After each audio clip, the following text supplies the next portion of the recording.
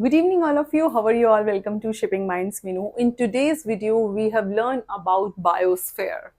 हम पढ़ेंगे बायोस्फेयर के बारे में. ओके, प्रीवियस वीडियो में मैंने आप लोगों को बताया था. पहले मैं आपको बताती हूँ, ये पीपल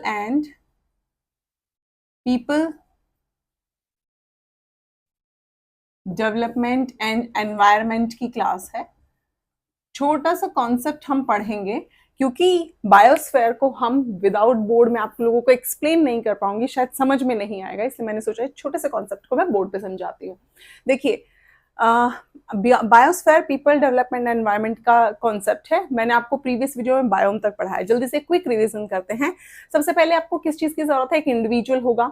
बहुत सारे इंडिविजुअल्स मिलकर पॉपुलेशन बनाते हैं, जैसे डॉग्स, कैट्स, एलिफेंट हो गए. ये अलग अलग क्या हो गए? ग्रुप्स हो गए ना, एक जैसे. जब एक जैसे ग्रुप होंगे, जैसे डॉग्स का ग्रुप, दैट इज पॉपुलेशन. और जब ये पॉपुलेशन अलग अलग पॉपुलेशंस मिलती हैं तो ये बनाती हैं, फॉर्म करती हैं कम्युनिटी.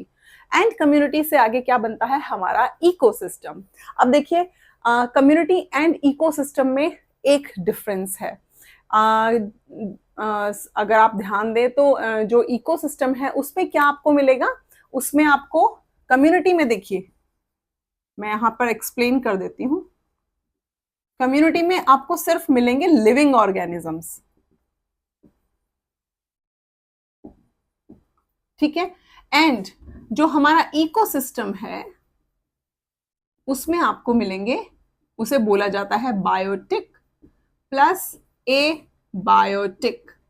ठीक है. बायोटिक में क्या आएंगे? आपके living organisms. Abiotic non living things. Non living things जैसे कि आपका जो एटमॉस्फेयर में प्रेजेंट होते हैं, जैसे आपकी मिट्टी है, या फिर आपकी जो भी चीजें बेसिक वो है, आप एयर है, लैंड है, वो सब कुछ इंक्लूड होगा इसमें.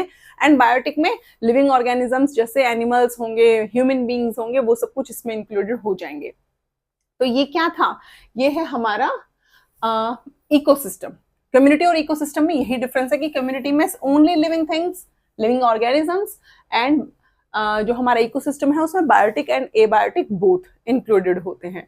अब देखिए, इकोसिस्टम जब बहुत सारे मिल जाते हैं तो वो बनाते हैं बायोम. मैंने कल आप लोगों को एक्सप्लेन किया था कि मान लीजिए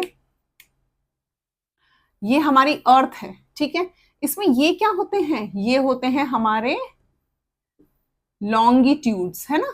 लॉन्गिट्यूड्स होते हैं. एंड ये होते हैं हमारे ऐसे ऐसे. ये क्या होते हैं हमारे? ये होते हैं हमारे लैटिट्यूड्स. ये क्या डिसाइड करते हैं?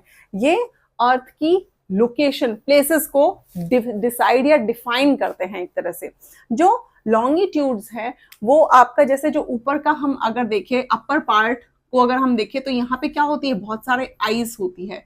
इसमें किस तरह का बायोम मिलता है? तो इसे यहाँ जो बायोम होता है उसका नाम होता है टुंड्रा बायोम. ठीक है. यानी एक ही तरह का वेजिटेशन, एक ही तरह की जलवायु वहां पे होगी, एक ही तरह का एनवायरनमेंट होगा, उसको बोला जाता है बायोम. फिर उसके नीचे हम जब देखते हैं तो यहाँ पे हमें मिलता है क्या? हमें मिलता है तैगा बायोम. ठीक है. तैगा बायोम कैसा होता है? उसमें क्या होते हैं? उसमें आपको ट्रीज देखने के लिए मिलेंगे इस तरह के. इन्हें पर्णपाती वन भी बोला जाता है. इस तरह के ट्रीज, यानी इसी तरह के ट्रीज आपको देखने के लिए मिलेंगे.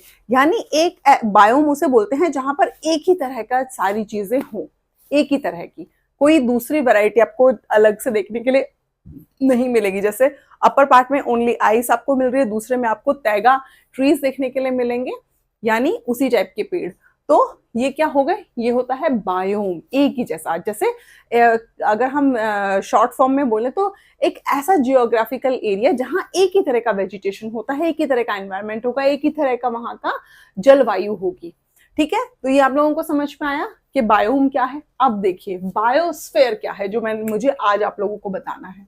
बायोस्फेयर होता है, मान लीजिए हम लिविंग, जिंदा रहने के लिए, फॉर द लाइफ हमें क्या क्या चीजें चाहिए. सबसे पहले हमें क्या चाहिए? ये होगा हमारा हाइड्रोस्फेयर.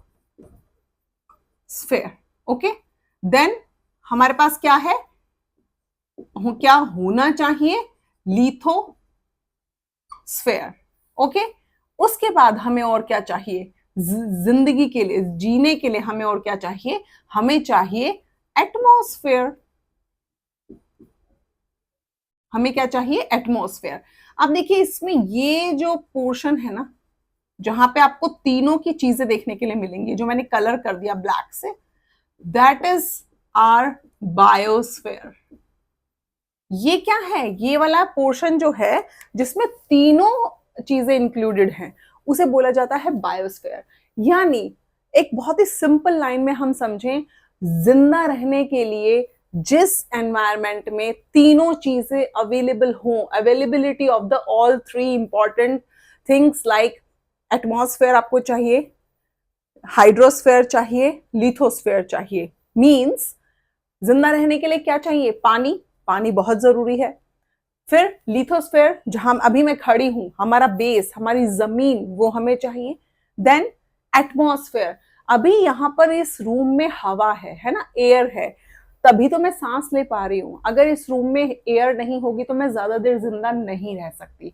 तो एक ऐसा एनवायरमेंट जहां पर आपको तीनों चीजों की अवेलेबिलिटी हो, पानी, जमीन जिस पे आप खड़े हैं, वेजिटेशन कर सकते हैं, बहुत सारी चीजें ग्रो कर सकते हैं, एंड आपका एटमॉस्फेयर यानी हवा, ये चीजें जरूर होंगी तभी उसको कहलाएंगे, वो कहलाएगा बायोस्फेयर।